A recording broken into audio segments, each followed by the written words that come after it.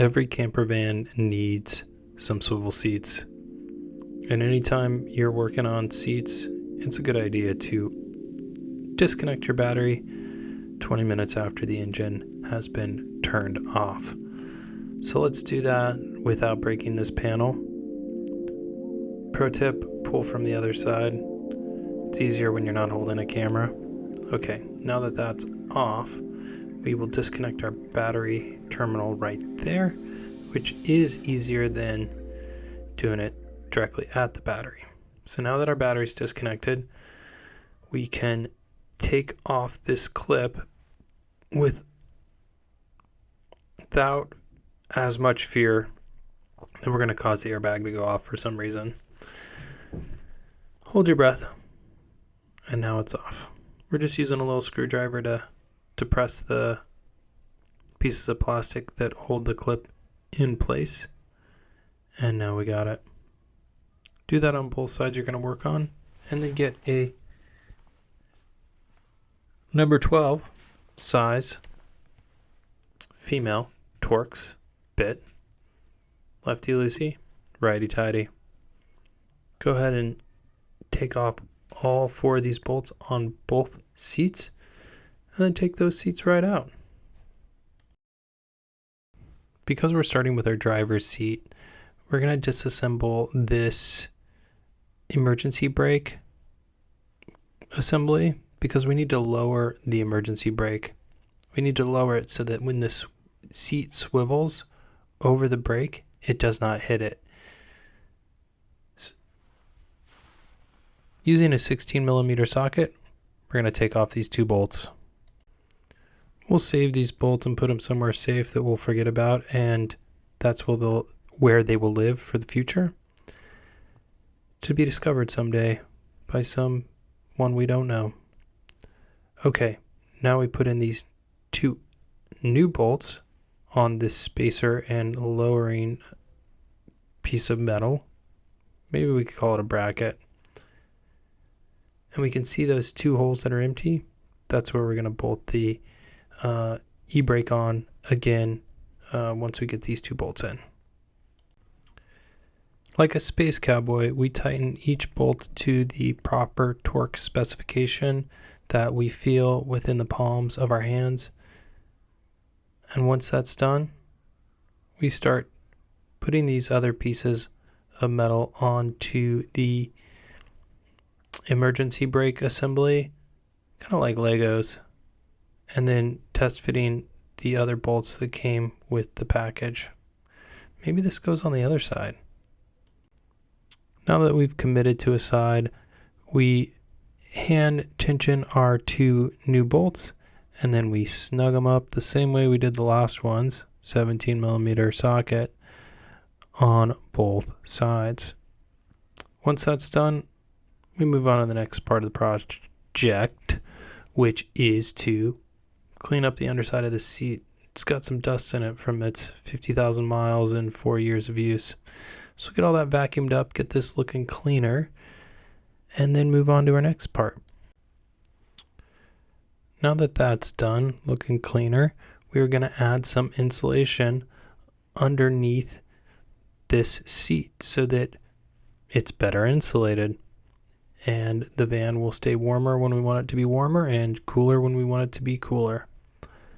Just when I thought the corporations that run the government were done tracking me, I found this GPS tracker in my van.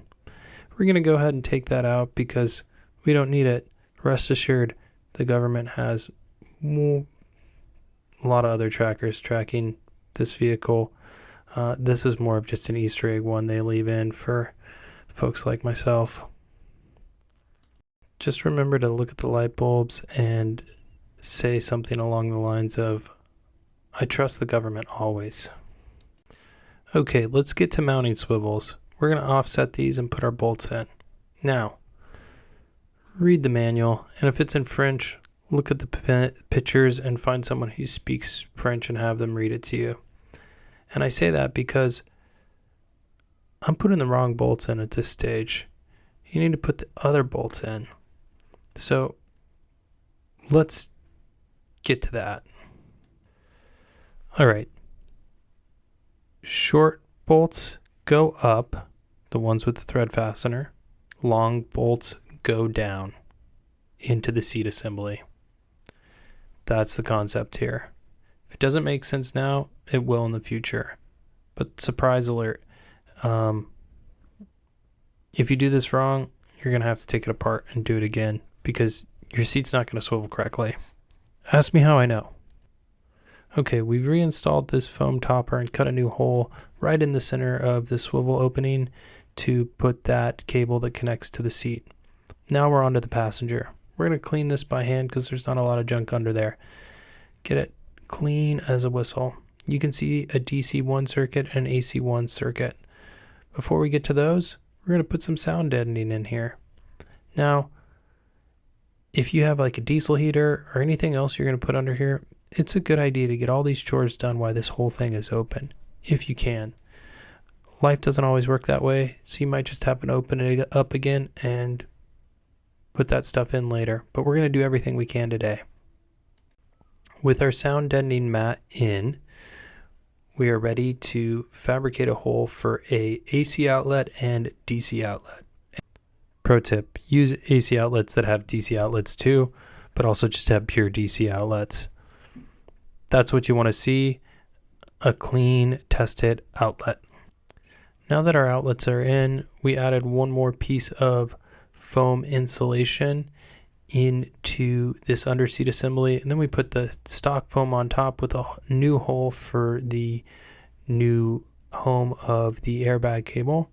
And then we make the same mistake we made on the other side where we put the wrong bolts in the wrong holes. The other thing we can't seem to figure out is why we can't get all the holes to go in. So be super careful here. You don't want to strip anything. The concept is slowly start each bolt in each hole and then slowly screw in each bolt in each hole. And if you do that, you probably won't strip out your holes. But a lot of people do mess this up. So just try the best you can and take it one step at a time. Once that's done, we're just doing some cleanup, putting all our mats back in place from some other labor we've done up here.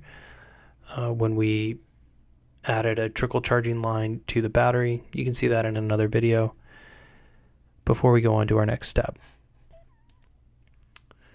Next, we put our bolts facing the wrong direction with the heads on top and the threads on bottom in the assembly. And when you do this, it causes problems and you have to start over and make sure that flat top of the bolt is on the bottom and the nut is on the top. Ask me how I know. We think we're done, so we're going to reconnect this connector and the airbag doesn't go off, so that's a win. And then we find out when we try and swivel the seat, it gets stuck. It's not working correctly. So we take a pause and we watch some YouTube videos of folks who have done this better than I have their first time around, or maybe they're professionals and they do this all day, every day, and we figure out what we need to do. Using a grinder with a cutoff wheel, we cut off these metal nubs that are on the stock seat assembly, and we do this on both rails on both seats because that nub will keep the seat from swiveling the way you want it to swivel. It's going to be hot, so have a plan for what you want to do with that hot piece of metal, because if it falls, it's just going to start melting through or burning through whatever is burnable or meltable below it. Once that's done, your seat's going to start swiveling a lot better. You're still going to need to get your bolts in right so that the flat parts are pointing up and the nuts are on the top, but it is going to get better. Now it's time to take our bolts up and get our nuts from the bottom part of the assembly on the top part of the assembly. And this is a two-man job. I was by myself, not able to figure it out, so I stopped a kind man who was doing work on my neighbor's property on the street, and I asked him in my Spanish translation app if he would hold a wrench for me, and I would give him $20. This was a super cool dude. I never said "Como te amas," And so I don't actually know who he was by name, but he helped me get this done, and I gave him $20 and 6 cervezas for his kind generosity. Once I got the bolts in correctly, the seats swiveled like a charm, and we were off to spinning away in our dreams. In any case, that's all I got for you today. Thanks for watching. We'll see you around.